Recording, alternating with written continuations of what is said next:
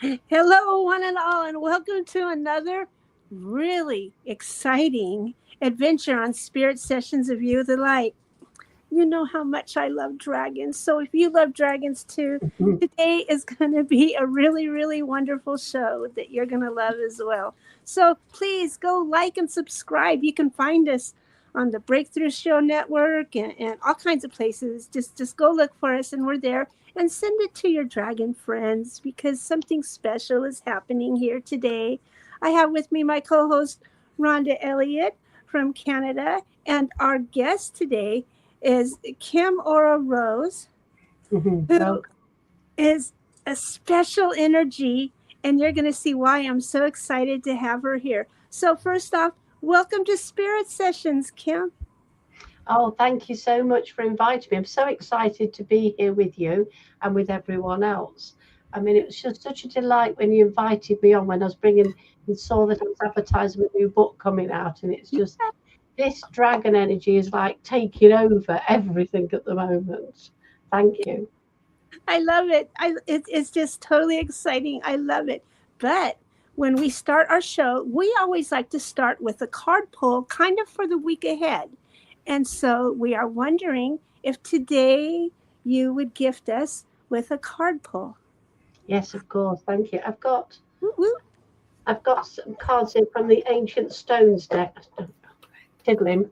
The Ancient Stones deck, if that's called, yes. Yeah. That's From lovely. Rebecca Campbell. I love her cards. I've got 4 or 5 of her decks. So let's pull. Yeah. What does what does what does the universe want us to know from dragons, from the stones, for this week ahead? And it's such a powerful week with the summer solstice tomorrow.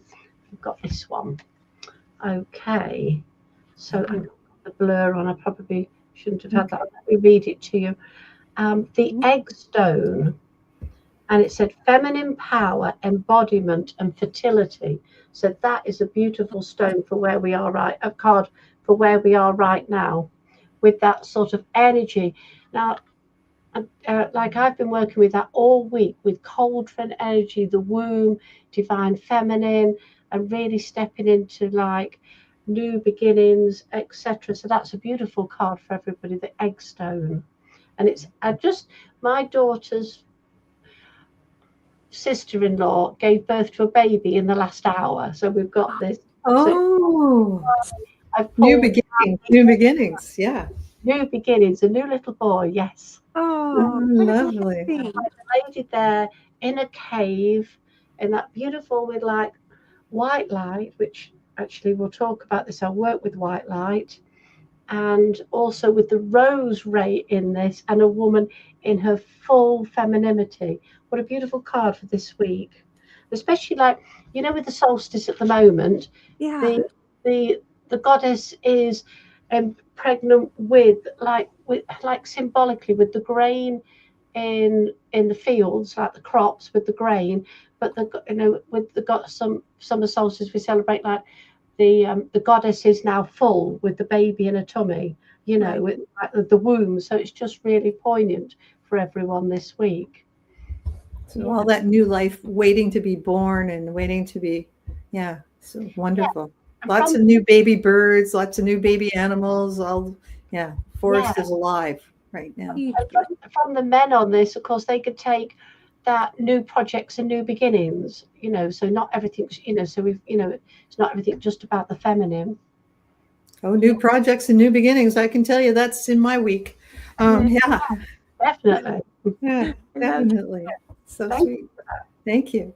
So That's you have a new book out, but before we kind of talk about it, I would like to know about your whole journey up to now, and really, how did you begin working with dragons? What's this all like? Oh wow. Well, I don't know. Like I've been on a Mary Magdalene Priestess journey Right. for about 12 years. Mm, And when I'd finished the Mary Magdalene High Priestess course, I was on like a retreat in Glastonbury. And it's like after you've done, it's quite strange, like after you've done all the work, you've gone through all the past lives, you've done a lot of purging, you're doing all this, you did a lot of learning, and then loads of things just came on board for me. So I had a white rose energy come in, and then a white flame energy, and these two are connected. And then I was in Glastonbury on a retreat, and I saw 3 dragons within the tour of Glastonbury, like within a sort of a dream type visualization. And one was white, and then there was a purple and the blue, but it's the white one that I tend to work with the most. Right. Yeah. So I didn't really do much with the dragon. I had a dragon on my mini altar, and I was working with dragons for a little while. But I'd seen I went into more of the white flame energy. And and I've got, lovely. I've got this one. I bought this one in Glastonbury recently, like this one. And I had a little white one. I think it's in my altar, a little tiny white one, like a pearlescent white one. And I wrote my first white flame book in 2021. And then I've been promising to give out the information for like what I called the mastery codes and the codex and the teacher codes. And I was going to do that for ages. And all of a sudden this year in January, I decided to write it all down and not try and do it as a course, but make it as a book. And when I was writing this book, actually I brought that book. It might have only got the proof one, but this book. Oh. When I was writing this book, I brought it out in March. That the dragon was with me the entire time. Oh, wow. And I kept thinking, well, where do dragons fit? Because this is set in an Egypt timeline with the goddess Isis and Horus and Osiris. And I was thinking, then I went back to my old book, the first book, the Sacred Temple of the White Flame.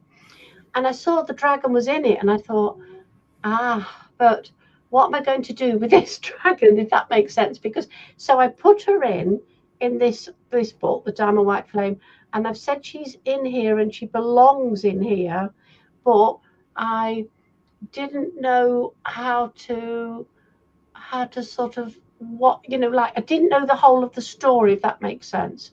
Yeah. So while I was working with that, I brought some amber. I was working with a lot of amber. I know I was working with a lot of amber and I bought some of this blue amber as well. Oh, neat. And Nice. so when I finished writing this book, I thought I need to find out where this dragon fits.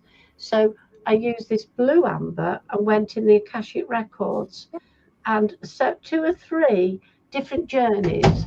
I'm sorry about the door, but there's a bit of spirit.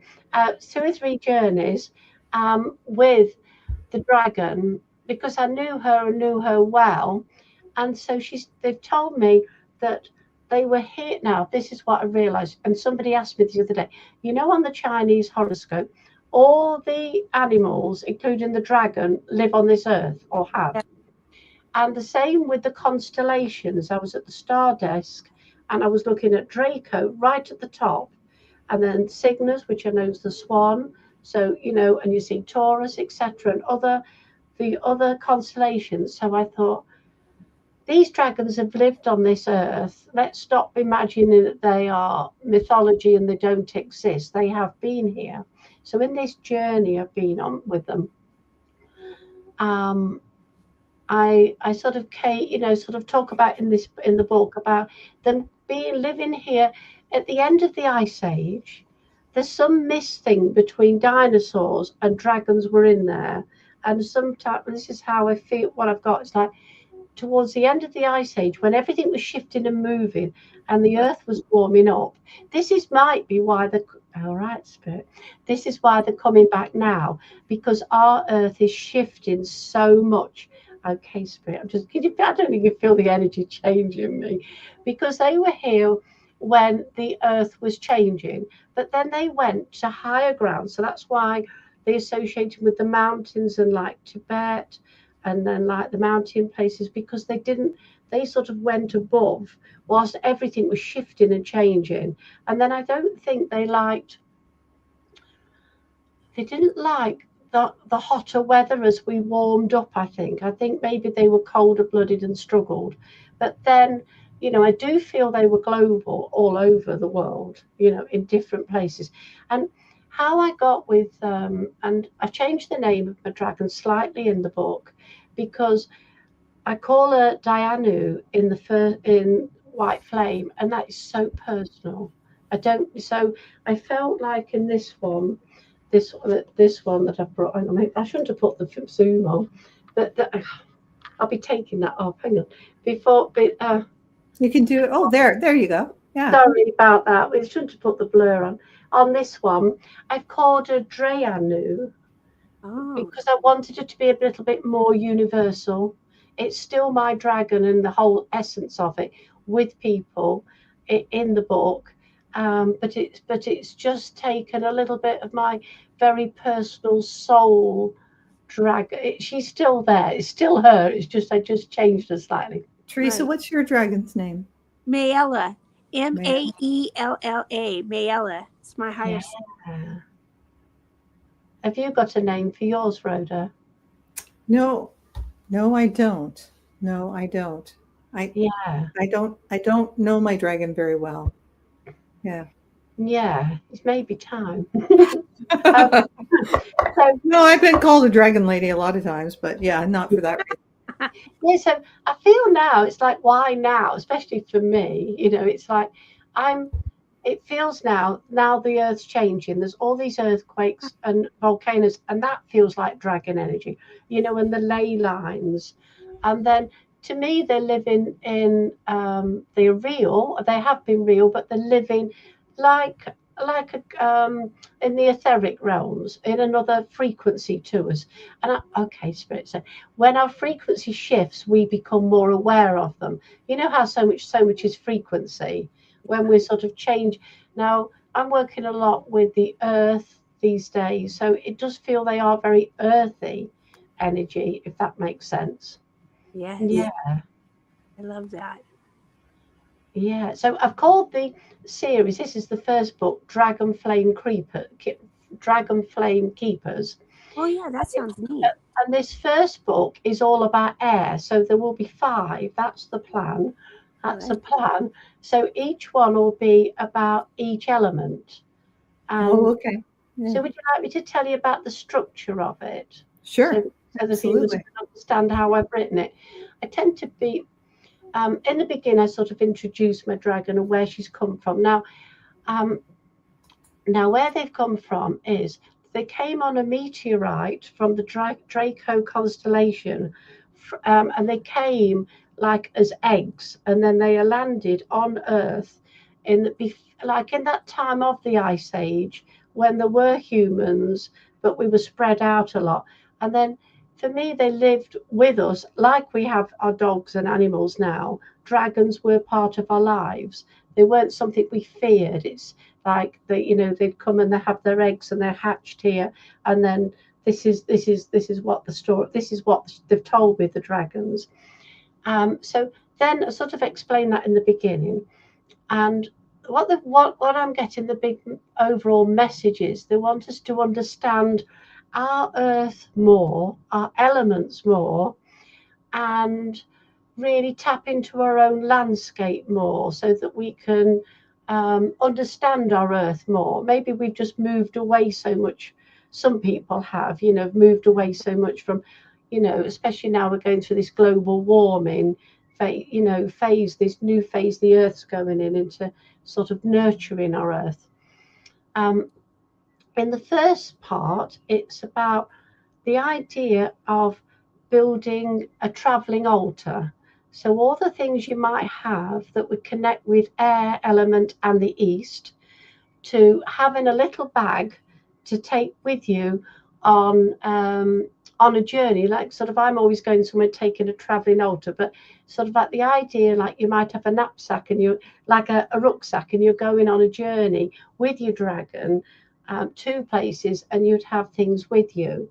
In the first kits that I've sold, I gave little things. I've given little bells, Wow. like with a little chime on. So there's that one's not very noisy. Yeah, and little you have like tells you about a sacred key. So you have a key. They're just small things you could put in your bag, but or you could build up more things yourself, if that makes sense. So like to have a key. So when you're going into, in the second part, it's about going on spiral journeys. So you can have a key to go into those sacred places. Wow. So, sometimes that's very symbolic of opening that door. And especially because I'm working with the ash tree, so it's very symbolic. Then we have like a little compass. So, you know the directions. And then they have a dragonstone crystal. Ooh, I love it. So they all come in a little pouch, and they came with a hand blended incense. What else did I have? What a great idea. Yeah, so it was just like making a little bundle to go with it, if that makes sense. Yeah. And they have a bookmark in there. Wow. Yeah. So the idea in the beginning, you go through incense with herbs and things that are all for air. Now, what's become very important whilst I was writing the book was vowels, sound and vowels. Okay. So after the end of the first spiral journey, I give a gift of the vowel A of ah. And then there's a movement I've described, which I really must make a video of a whole movement of chanting ah, because I haven't got much breath. So it's like ah, and using that as a powerful sound. Now, where the vowels have come from has come way back, because when they wrote the Old Testament, then they wrote the names of God and the other words like Yahweh. They didn't use the vowels; they were all consonants. So when you'd go to the temples, or if you were a priest and you're in the temples or a priestess, you would be taught how to say words, and you would put the vowels become like, and this becomes like breath and the energy of like divine spirit and connecting to this beautiful dragon energy in the land. So the vowels, there'll be a vowel gift with each book, sort of, so with each element. So it's like that ways it's working, and sounds coming into it. There's the tone of A with this book, and there'll be tones with each book. So it's quite multi-layered. How exciting. And then after the first bit's telling you about it, and then what else is in there? So there's about the language of things, like the gift of language, and so quite everything for air. What I didn't put in, which I don't know why not, which I keep asking the dragons, is I use one of these on my traveling altar, like a knife, and I did not include a knife, but I think it may be because these dragons are peaceful and they're not about needing a sword, etc. Right. I think it's probably because they're peaceful. Then the second part of the book, there are 4 spirals, and that's how I've described them. And the first one is to go to Glastonbury to meet your dragon and go through a guided meditation and meet your own dragon within the dragon cave, like the crystal cave in the tour, and then sort of receive things from your dragon. And then the second meditation to go with this, and I've talked a lot about what the names of the land and what was there before, and that felt important. So the second journey is to go and like walk a labyrinth round the tour, and to feel into what I call the unseen world, the idea of, and I talk about the grove that used to be on the other side and who came to the tour, and just remembering. And it feels very much explorative to me, rather than saying this is what you're going to see in this visualization and what did you get. It feels very explorative. And that so the spirals run like that. There's a seen and an unseen, and I've put a mantra in for the unseen because I know everybody's protected and all the energy I work with, but I thought some people might like to feel a bit of safety net. So I put a little protective mantra in, so people know that they are safe within, with sort of tapping into the energy of a place where they're looking for something that's that might not be so obvious, or something from, yeah. Have you got a little demonstration of one of your meditations? Maybe just like a real short version of how to meet your dragon? Because I think that would, maybe just read a few lines from your book or like a paragraph or so. And we can all, like, I'm sitting here imagining, I'm closing my eyes, imagining everything you're saying. At the same time, I'm going, oh, I'd really like to hear a little bit of your.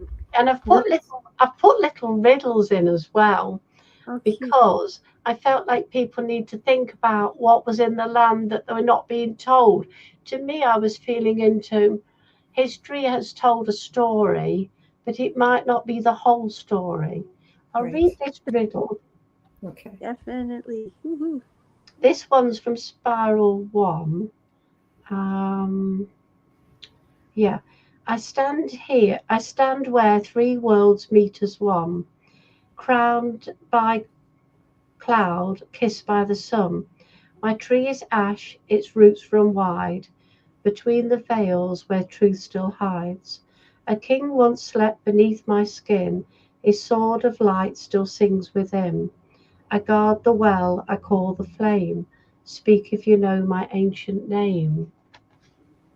So that's sort of tapping into Arthur, you see. Arthur's bones are supposed to be in the well. In Glastonbury? They're supposed to be in the well. At the Abbey. And then sort of like in the well, though, they say like the Grail could be in the well, God in the well with the red and the white springs. There's so much there. And I can read you from the meditation if you like. Sure. Love that. Right, okay. Now, if you're driving, don't close your eyes. Yeah, don't close your eyes if you're driving. Yeah. But you can listen back on this anytime you want on the replay, or you can listen back on our podcast or on the Breakthrough Show Network as well. Thank you. The breath awakens, and it's a lot about breath with air. It's a lot about breath.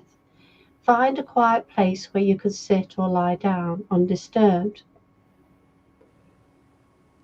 Perhaps you have your travelling altar with you, and that's just the introduction, and light a candle, and you could have your bell. Okay, so close your eyes and imagine the soft hills of Glastonbury before you. Clothed in mist and mystery, the land sings. You were drawn to the lower orchards, they're lush green, and they echo with memory. This is where your journey begins. You can be barefoot and walk through the orchard beneath the tor. The grass is damp with dew, and the morning light dances through the apple branches. You may hear the bees and the birds hum, and it's quiet here. There's just the sounds of nature. The grass is damp, and you see the sunlight coming through the branches. Now you see a path before you. You look down at your feet and you follow the path. You hear a whisper on the wind, and there's something deep calling you. It's faint, but your intuition guides you. Walk on through the apple trees, along the path, till you come to a small gate, and open the gate and continue on. As you go through the gate, you see a large ash tree just standing by itself in the middle of the field. It's unassuming, and its roots are twisted into the land, and its branches seem to touch earth and sky.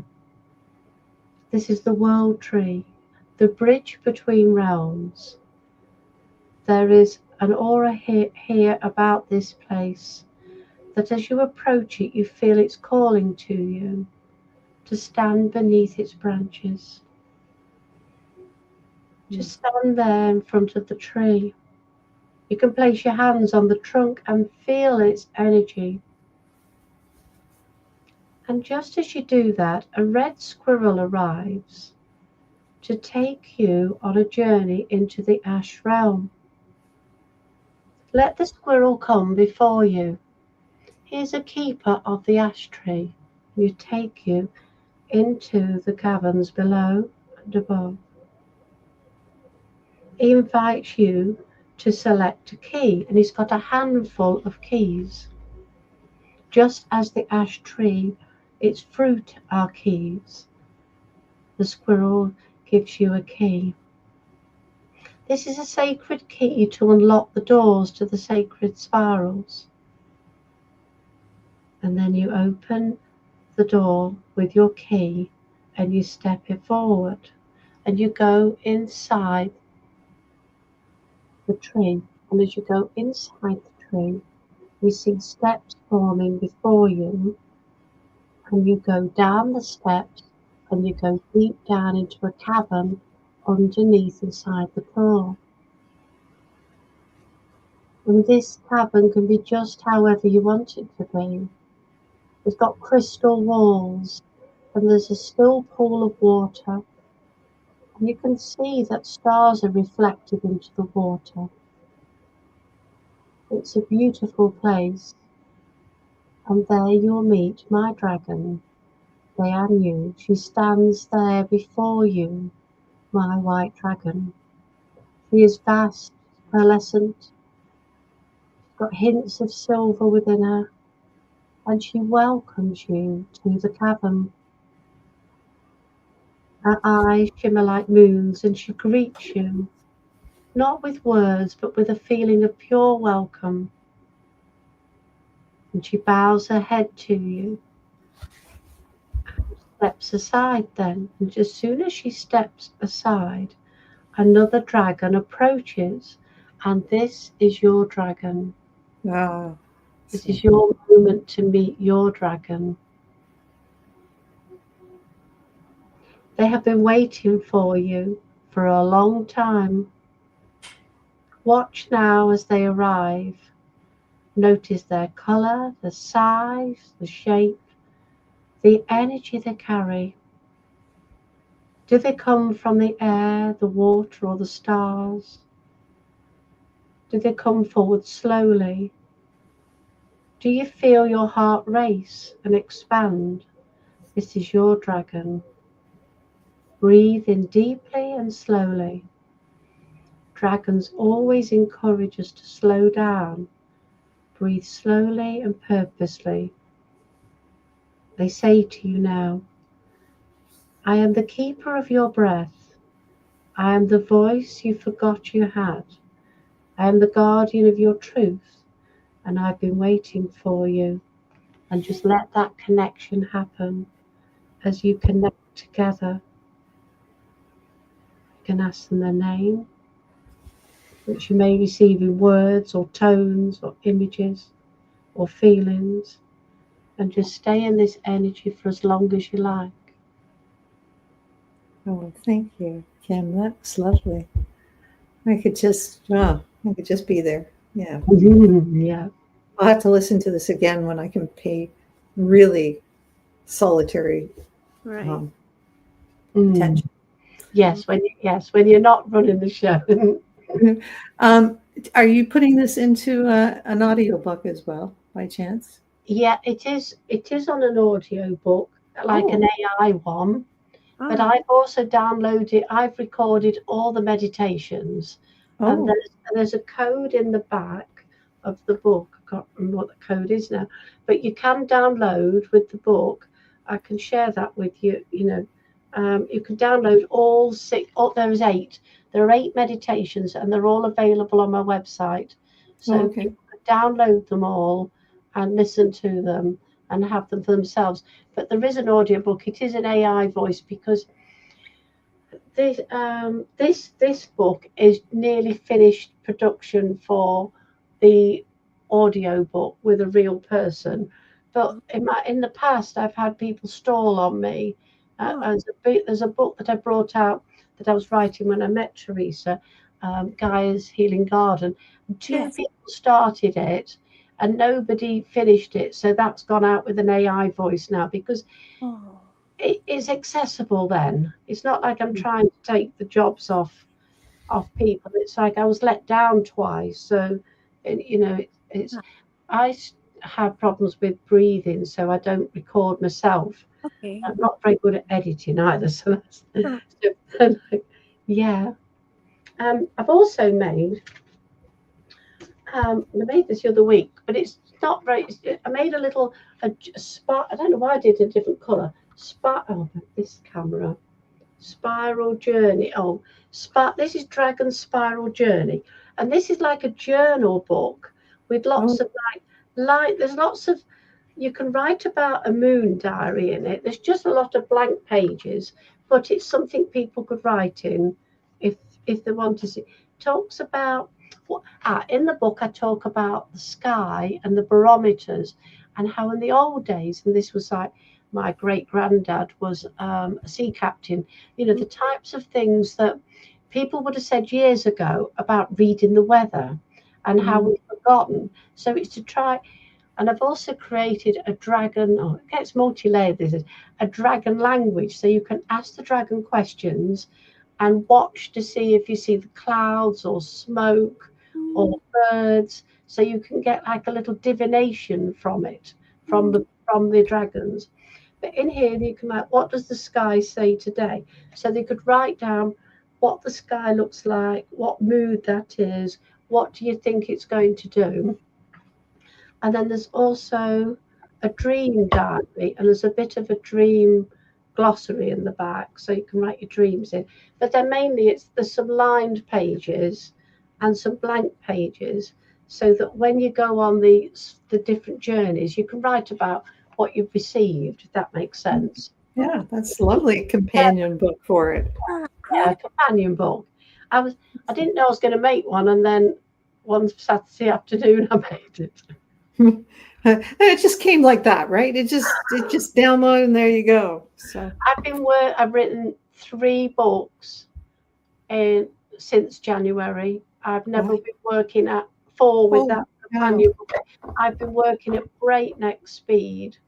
I have to pause at the moment. Wow. Holy cow. It's like something's happened within me that I think I think what happened is I've started working with trees. I'm at a place and we've planted a grove, and I co-teach a tree spirit group. So every month we're working with different trees and we're planting them, and we're working with the roots and we're blessing them and we're connecting with them. And I think it might, I'm blaming it on that. I think it might be that. Then I've been working with Goddess Bridget's fire. Really? And that just seems to be absolutely, it just feels like something, it can't wait, things can't wait, it feels like. But I'm having a little pause. So much to do, so little time to get it all done, right? That's awesome. And I've been reading a lovely lady's book that's written about the dragons in the Pyrenees, and it is a beautiful book. Oh, wow. And it's taken her 18 years, and she's done lots of research, and it is a beautiful book. But I thought, there's no disrespect to her, but I thought I'm 60 now, so I mean, if you wait, I can't wait 20 years to bring my books out. No, you know, it feels like and I quite like writing them and putting them on Amazon, because then they can go globally where they need to go, where they're drawn to go. Does that make sense? Oh, yeah, it makes sense. It's so much more accessible for readers and for writers, right? If you can put them out. So, yeah. So, Teresa, so tell us where we can find you and your books, where they can be found on Amazon. But what's your website? Can you order off your website, or is there links off your website? My website is Ora Rose Temple, www.Ora Rose, like ORA rosetemple.com. Okay. Yeah, and there is a dedicated page on there to this book, and then the link to the different things with it. Like I said that I did that's like talking like commonly, so no, like I said, like I do the little bundles. At the moment, I only tend to send things out to UK based. But if some things, if I don't put the herbs in, I could send things internationally. But the book's available on Amazon, in America, most countries. I think it's not most countries, but I think sometimes in other countries, I found some of my books are being sold through. Where did I see that? Like other little countries, like they're buying them from Amazon if people want them, and then sending them to other smaller countries, different countries. Oh, neat. It's on Kindle, audiobook, and paperback. Yeah. Okay. That's I didn't bother with hardback with this one. I was just going to look up and see if I could find you in my audiobook in Canada. So, what's your title? Your author's name on the books is Kim. The author's name is Kim Ora Rose. I write under that name. That's like my. I see you here. Oh, really? I see you here. Yeah, the Sacred Temple of the White Flame is on here, and and Unlocking Your Abundance with Mary is on here on audio in Canada. But your dragon book's not on here yet, isn't it? But that's Canada, so that might. I don't know why that is. It should be available. What's the name? Let me search it by the title. The title being Dragons with apostrophe Sacred Spiral. I think it comes up with, because those have come up with with a human being with a human voice with the audio book. It goes onto a different probably system. Does that make sense? Because I access books on different parts now. I can't seem to find you on there, but I'll look for you on Amazon as well. So, because with this way, I don't have any free codes for. I've got free codes available if anybody's interested for unlocking your abundance with Mary Magdalene with those flowers. That's about. Is that on your website that the people can find them there? On your the codes on your website? If they can contact me through my website, I can send them a free audiobook code, and also the first book of the Diamond of the Sacred Temple of the White Flame. I've got some free codes for that, because if you, I don't know if you know that, but like if you produce your own audiobook, then you get so many free codes from Amazon. But with the AI part, that's cutting that out. It's part of promoting your book. And I usually I teach a small course on Udemy, and usually as part of sort of joining that course with a pink bliss energy, then I say you can have a copy of my free audio book, because it's just a little extra, if that makes sense. Lets people yes, yeah. That's wonderful. So we do have some questions for you. Thank you so much for the meditation and the other information. But we want to know what right now is your favorite gemstone. We'll let you go easy first. Right now that you're working with, let's just say the one you're really drawn to right now. Because I said to my husband, "Where is it? I can't find it. I've worn it every day since I've been finished writing the White Flame book." Well, while I was writing, her mica diamond. Oh yeah. Hermica diamond, however you pronounce it, goes on a bit of rope on a pendulum. Herkimer. We call it Herkimer here. But is that what you call it, Teresa, down south? Yeah, Herkimer? Probably I might say it wrong. I say everything wrong. No, but it comes from Herkimer, New York. Yeah. And they do come and I've been working with this. I've been wearing this every day, and then I had some little chips that I bought, and then also like with that there was can't say that. I had some little white clear crystal pyramids, but I can't remember how you call them. They're called APOLP. Apolite? Longer name than that. But this is my go-to. Even though your big Herkimer diamond. Well, those are powerful. And then this one I'm using with channeling amber. Yeah. Amber. And that's new. I never used amber really before, but I was working with sort of petrified wood and a lot of golden energy with the Egyptians, and I just felt I needed to go to amber. Just felt like I think it would hold so much magic. Well, yeah, you're working with the trees stuff. Working with. Right.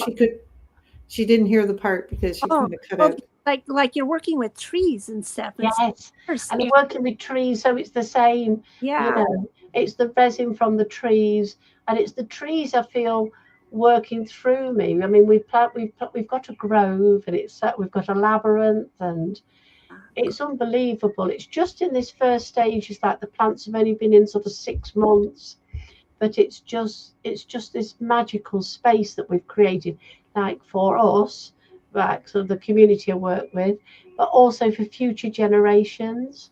For sure. Mm. Lovely. Teresa, you got the best intro for the next song, the song one. So ask her that. Okay, here's our song question. Okay, what it is there you are, you're walking across the stage, you hear the audience, they're all clapping because they're ready to listen to you, but you're walking up, and in the background you hear your favorite song that's pumping you up, that tells you you got this. What is that song that's pumping you up as you go? Oh, well, it's always Happy by Pharrell. I mean, what can you say? And woohoo! I know, it's such You're not the only one who's given us that song, but yes. I know. Yeah. And then I didn't know. I did have a second one, which I do love, which is a bit, that's just like, I love that. Love to dance to that. But it's Feeling Good, but not the Buble version, like the Nina Simone version. So I'm feeling good, real soul, sort of like, the birds in the, like those, that sort of very nature as well. Oh, nice. I like Beautiful. that. So, you said you might have a story for us here. We're asking, have you ever had a UFO or extra dimensional encounter? Well, obviously you have, but have you ever seen a UFO or something like that? Similar. Well, I had this sort of strange story that a few years ago, it's like how my sort of process on my journey. I was going to go on a Munai key, like the 9 rites, and like the Munai key that comes from Peru. Have you heard about that? It's sort of shamanic rites. They do them in Peru, and the Four Winds Company do them. Well, I was going with somebody locally to me, and they said, like, you shouldn't come if you're ill to receive these first set of rites, and you receive like three initiations at a time. And I struggle a lot with asthma, and I wasn't very well, and I was thinking about that. And then the next morning, my husband said there was something in the room with us like that night. He said it was like about 8 foot tall, and it was over the bed. And he said it was something like at a Star Trek hovering over me. And it was like as if it was giving me the healing that I needed. Wow. So strange. Wow. And even him, he's not like me. He's not, he's sort of like, it's like sort of like he said it was like watching, like a Star Trek hologram, like when they're coming in and out, beaming in and out. It was like that, but really tall. But out of the Munai Key, they have these star guardians, so you sort of connect with the animals as a sort of archetypes, but then they connect to the ancestors, but also sort of star beings. I think they're connected to the Palladians as well. And then with me, I've seen a ghost or things like that. I've sensed a lot of that stuff, that is physical energy. In fact, I had a really horrible dream about that the other night. I was dreaming and there was a house, and I was feeling, was this house built on burial grounds? But it might have just been, I'd had a funny experience the other day where I was out on a retreat and I had my pendulum, and the pendulum was acting strange, but I felt there was like energy moving through, if that makes sense. Yeah. I do speak bits of light language. I don't say I'm not fluent. It's not like I'll rabble on about it. It'll come in bits and pieces. Right. Yeah, probably don't. Yeah, because there's light language and codes in this book. There's all light language in there. That's all about the empowerment of how to step into the creator parts. I've been very spiritual all my life, so I've seen things that weren't there. Right. I've sometimes channeled with the Palladians and a bit. Have you seen a UFO in the sky? No, No no. lights in the sky? I have seen lights in the sky. My mum saw a UFO actually out in the countryside. She saw something and she came down really low. She was with my brother, sort of, we're talking 30 years ago now. And she saw something. What have I seen? Yeah, maybe. No, I don't think so. I'm a bit probably like, was it not? It couldn't be. Let's not make it up. Exactly. you know. Yeah, not I funny. do see auras and things, and I see energy in places, Oh, and I neat. sort of will feel where there'll be a portal. So that type of thing, a more sensory rather, Oh, And how then, Visual. with being a clairvoyant, I'll see it in my mind, Oh, if wow. that makes sense. What else have I seen? So when you're writing or I just saw a looking at when fairy you're once. you Yeah, saw a fairy? saw a fairy, yes. And I've seen like borrowers, I've seen a fairy.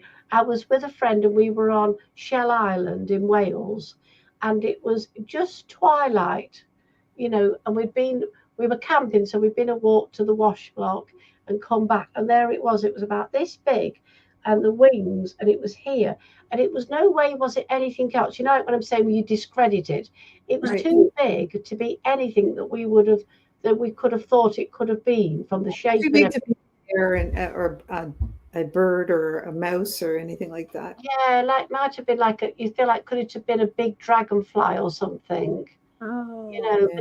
but it didn't fit, didn't seem like that. So I've seen that. And then yeah. I felt like when I've been like sometimes when I've been on a retreat, I've seen like things scurry across the ground. Oh, yeah. Yeah. Like for a Out while. of the corner of your eye, right? Yeah, Something. Yeah. Yeah. yeah. And you think, was it a spider or was Was it it a bug? something else? Yeah. Exactly. Oh, Yeah. neat. Yeah. Out of the corner of your eye, like you see the little orbs flit by or that. Sometimes we see them in people's screens, but Yeah, you blurred yours, or we might have seen one in yours. yeah. But yeah. Yeah, you're right. Since we put up my background, yeah. I know you do see. I've seen orbs, and when I was I went to France on a Mary Magdalene sort of Oh, retreat, neat. to Saint Boom in where the grotto is, where Mary Magdalene was supposed to have lived, Right. and I was taking a little video,